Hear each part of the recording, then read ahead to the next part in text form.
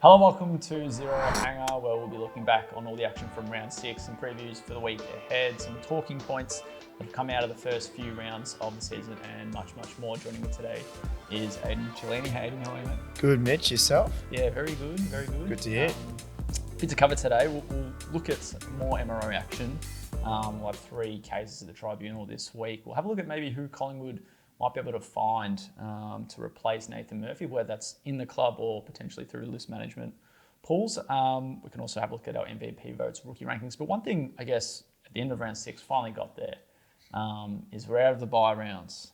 Some people aren't a big fan, particularly when your club's not playing that week. And I guess this is all subsequent from opening round and the flow-on effects. But we finally hit some parity with, I guess, the end of the week that's coming. But no more bye rounds, 9 games a week. Happy? What's your kind of final verdict on bringing in opening round, but then also having, I guess, 4 or 5 rounds of, clubs with, I guess, having buys throughout the first, 7 rounds? Yeah, I mean, one, and I think I've said this before, I love the concept of opening round, just spreading the game across all states and all parts of the country. I think it was a great initiative from the AFL, doing something different. Obviously, they've brought in what's the place in Adelaide there? Gather Round. Cheers. I was going to say Gather Round. Sorry about that, guys. Just had a mental brain fade there. Long weekend. But yeah, opening round, I loved, just trying something new, experimenting. I think Andrew Dillon wanted to try something new to kind of stamp his, I guess, stamp on the game. Jeez, I'm really stuffing up at the moment. But, with the introduction of it, there was going to be some sort of growing pains. And we did notice that maybe the first couple of weeks with supporters not enjoying their clubs, maybe having 1 or 2 games in the first couple of weeks and having the game off. I think Carlton and Brisbane were round 2 after only playing the first 2 games of the season. So it was a little bit interesting initially to take on. But looking back now, I think the AFL did really well in making sure that the fixture was as equal as possible. As we just realised or noticed, Melbourne and Richmond had the bye just the weekend gone, and they've got a Wednesday match-up for the Anzac Day Eve clash as well. Yeah. So I think in terms of that and looking at it holistically, I think it was a success. I'm sure there probably is areas of improvement, but I think for the first time round, I think it's actually been quite good as an initiative that the AFL can continue going forward in next year and beyond. Yeah, I don't think there will be too many clubs that would complain that had the buys, or we didn't hear any. Not many that really lost momentum, as you mentioned. They either took bad form into it and brought bad form out of it, or went in pretty strongly into a break and were really able to make any adaptations that they needed, and then came out again pretty strongly on the other side of the buy. So not like what we've seen in the mid-season with that kind of post-buy curse, which I think might be a bit of a myth anyway, especially over the last few seasons. But yeah, I think mostly positives. Opening round was a success, and then a lot of questions were going to kind of be, why is my club playing this week and it's round 2? Which, fair enough, I get you kind of want to build something quite early. But like I said, there was no real issues in the wake of those clubs having those buys. As you mentioned, Richmond and Melbourne having to play on a Wednesday night for Anzac Eve in a traditional clash, having them have the break and no really short turnaround works. Collingwood had the break the week prior, so they were fresh enough heading into Saturday's game against Port Adelaide.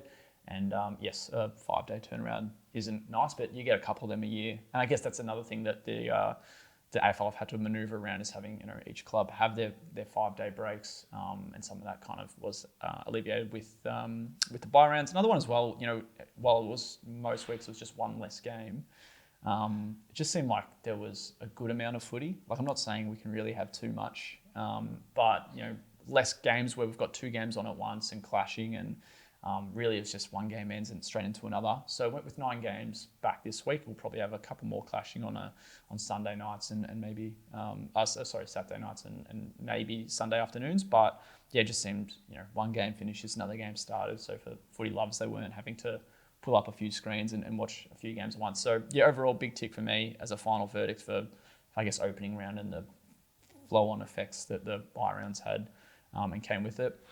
Another week, as we mentioned, more MRO. And this is going to be a big one, obviously, for GWS with Toby Green and Jesse Hogan, both having their 1-game bans challenged. So obviously Toby Green's was that rough conduct marking contest on Jordan Boyd, Jesse Hogan's strike on Lewis Young. We'll start with the latter before we get into Greens, and then even mention maybe some Tom Barassa's one on Michael Walters, which is also a 1-game ban and also being challenged by West Coast Hogan, really across all three, I can't see any of them being reduced to fines or being cleared all up unless there is, a circumstance that really is kind of outside of the norm, which we have seen in recent weeks. Not to say any of these three players would be getting off the same way Charlie Cameron did with that, I guess, good bloke kind of quota and having a clean record. Hogan, I think, don't think he's had that kind of record across his career.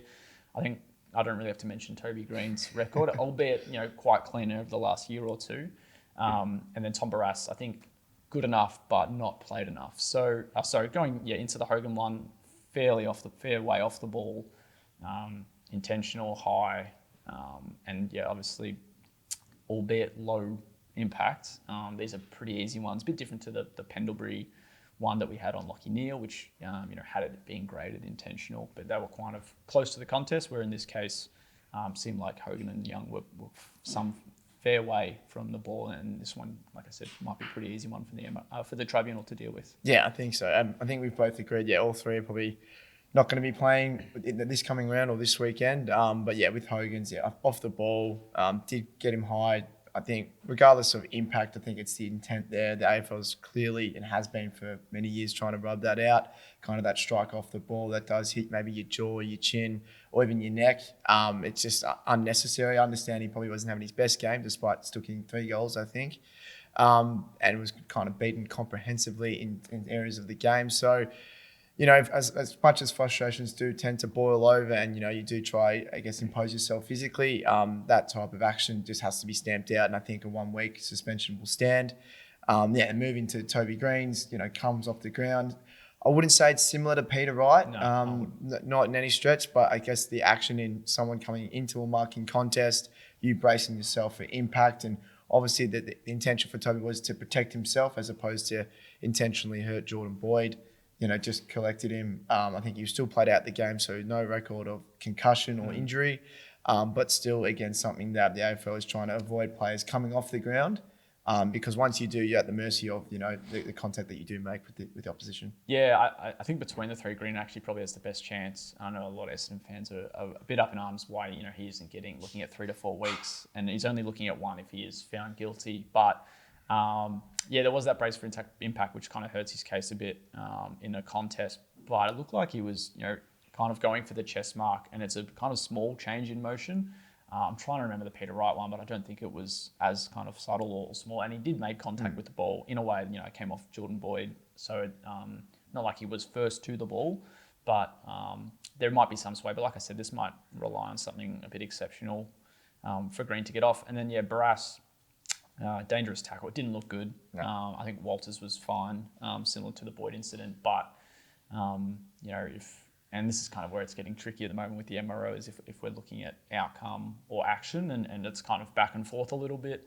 Obviously, outcome for this one, not as bad, but the action itself was one that we've seen some pretty bad outcomes for. So if they're looking at the action, and if they're looking at Tom Barrass and how he kind of moved Walters and then kind of took him to the ground, it's going to be a hard one to get down to 1 game. But all three challenged, and clubs don't just make these judgments quickly. They talk with their lawyers and talk with football operations, and there's a lot that goes into kind of deeming if they should challenge or not.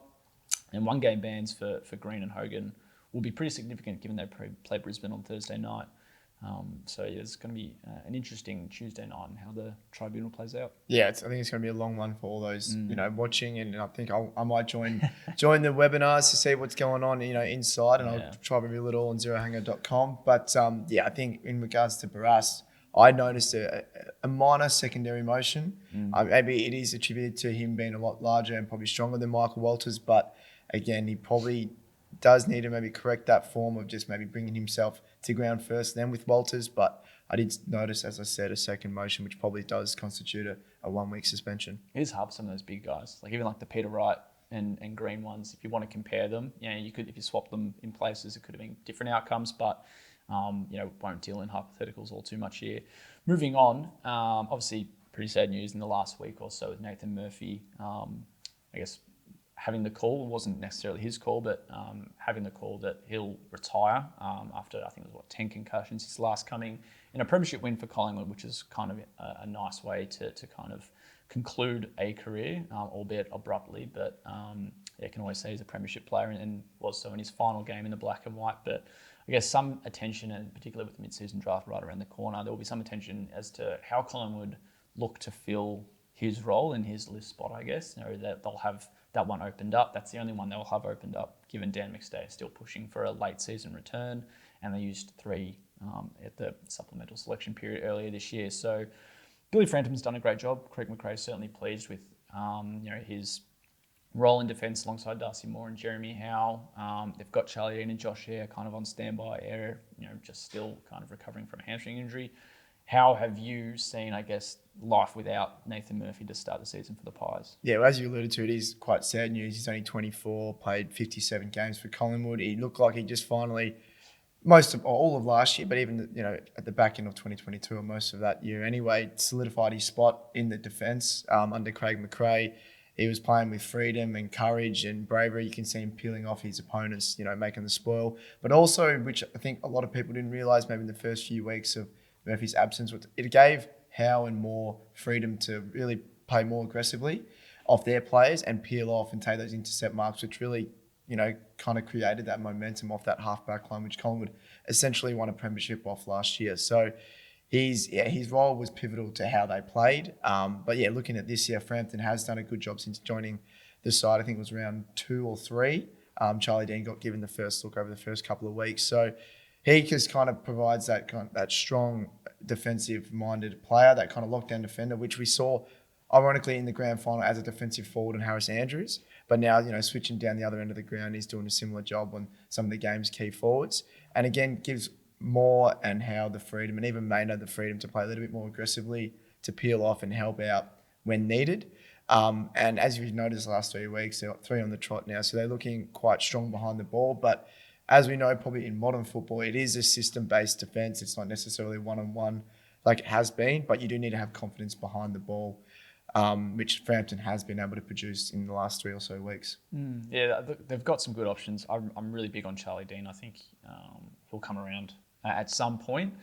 He's obviously had a pretty luckless run to start at Collingwood over the last couple of years with injury. Josh Eyre the same, got that opportunity despite being injured, so that kind of shows the faith they have in him. And then Billy Frampton's, playing the best footy of his career, which is quite timely for the Pies at the moment. But you would think that they do consider some mid-season draft options. At the moment, I think they're looking at a top 10 selection. They're not going to be right at the front of the queue unless they fall away over the next month or so. But they'll certainly have a decent shot at someone in their sight. So a few names to kind of consider off the Coates Talent League: Cooper Trembath and Ben Hopkins. So these are the kids that we've seen, like a Ryan Marrick or a Jai Cully, that get to go back to the Talent League despite missing the draft last year as an overage prospect, get another chance. And often, we see a lot of these kids picked up in the mid-season draft with strong starts to their 2024 campaign. So Trembath and Hopkins, 2, I think that will maybe be a chance, especially if Collingwood are looking for a medium to taller size defender. I think Trembath 193, Hopkins a bit smaller, maybe 190, but 2 guys who could certainly fill a role or at least add to their depth as maybe longer term options if they are kind of locking in Frampton and maybe a Dean or Eyre as the now guys, and if they still want to kind of just bolster their defensive stocks given they've lost Murphy at the moment. And then maybe a more mature age one would be Jacob Blight from Peel Thunder. So he's 23, similar age, but 100 plus kilos, 196 centimetres, so a bit of a bigger body. And maybe for more of the bigger key forwards, and that still allows Darcy Moore a bit of freedom, similar to what I guess Frampton can offer at the moment as well. But one of the best key defenders in the waffle at the moment, still a young age. I think he was Team of the Year last year in his first year at Peel Thunder, came over from Claremont. So he's one I think could be a chance. Obviously all those guys nominated for last year's draft, so they're keen to take that step up and will be eligible for the mid-season draft. So there's a few names there. If they want experienced options, and this is kind of that quick fix, get someone in that's played at this top level before through the mid-season draft, you're looking at a Tom Highmore maybe, an Aidan Bonner. So those guys have gone to the VFL since being delisted at St Kilda and North Melbourne respectively. And could be an option as those kind of medium, tall-sized players. Probably a bit different. Both of them, Highmore a bit more athletic, maybe more of an intercept, good aerial, but clean by foot, and Bond a bit bigger size, more of a lockdown. So a couple options there. And then I guess the other option for Collingwood as well is to look a bit longer, maybe skip the mid-season draft and start stockpiling some options for trade and free agency. So there's going to be a few names that are off contract, albeit are they gettable? Not too sure, but just a few key defenders or I guess taller defensive options that the Pies could consider. Jack Henry and Jake Kolajasny, both at Geelong, both unsigned. The Cats have a lot of work to do, obviously, to get a few others locked up. And will there be will a product of their busy list management be having one of their premiership players potentially on the way out, given how much they have to work through? A few others, Josh Battle and Dougal Howard, both at St Kilda. All these guys are off contract, by the way. Denver Granger Barras, Jack Scrimshaw, 2 at Hawks. Granger Barras, don't know what he would cost really at this point. Obviously Hawthorn rate him quite highly, but he just hasn't been able to be the player that they drafted just yet. And obviously injured at the moment is going to hurt. So could come quite cheap for a bloke who was a top 10 pick not too long ago. And then another one might be Nick Haynes at GWS. Bit of experience, he's 30 plus, off contract this year, not really getting a game at GWS, and certainly could slot into a contending club like Collingwood. Yeah, I think, personally, if I was the list managers at Collingwood, I'd be looking for kind of a here and now defender. Nathan Murphy, as we've established, he was 24, was kind of ready-made. He was ready at the AFL level. He competed very well and did super job, the last couple of years especially. So I think, with Josh Eyre especially being signed in the preseason, you've alluded to Charlie Dean's, I guess, improvement in the last maybe 12 months. They do have a little bit of young depth there, which hopefully they will start to spike in the next year or 2 years. But whilst they believe, and also I think as well, they are in the, I guess, contending phase at the moment with some of the aging stars, about to leave in the next 12 to 24 months. I think, especially in the off-season, they'll do look to bring in someone mature age, maybe has a bit of experience under their belt. Even in the mid-season draft as well, as you alluded to a few names there, to as I said, bolster that back line and kind of do the role that Billy Frampton is doing at the moment, and also add another bit of depth to the lineup as well. Yeah, plenty to consider there, and obviously mid-season draft not too far away. Just I think it's May 29th. Yep. We'll have all that live coverage and plenty of build-up coverage on some of the prospects and clubs and who will have list spots and how all that unfolds. Obviously, pretty exciting time for all involved. Moving on now, MVP votes from the weekend. I think we had 4 perfect performers. One of them was Harley Reid as well, who probably a bit harsh not to be best on in the Western Derby, but arguably his best performance, if not for that one, I guess, 2 weeks ago. But Harley, 20 votes, another strong performance. He's certainly rising up. Patrick Cripps, best on against GWS. He was absolutely fantastic, and he's among those that have moved into our top 10. Bailey Dale on Thursday night and Brodie Grundy on Sunday against the Suns. They're our best on ground. How's the top 10 looking at the moment? Well, Isaac Heaney still holds on to the lead. He's had a stellar start to the season. Wouldn't be a shock if he's leading the Brownlow at this stage as well.